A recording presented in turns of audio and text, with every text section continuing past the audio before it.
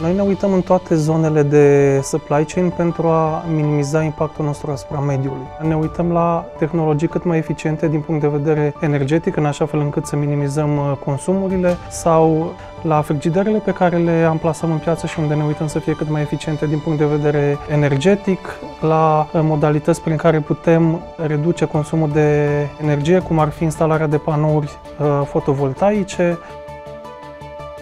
Noi am instalat panouri fotovoltaice în toate site-urile mari din PepsiCo România, în Popești, în Dragomirești și în Covasna. A fost un pas natural în călătoria noastră pe pozitiv. Strategia prin care PepsiCo își propune să aducă sustenabilitatea în fiecare aspect al afacerii. Vorbim de investiție de peste 2 milioane de dolari și o putere instalată de peste 1 MWh, prin care producem energie verde intern pentru majoritatea proceselor noastre din site-uri.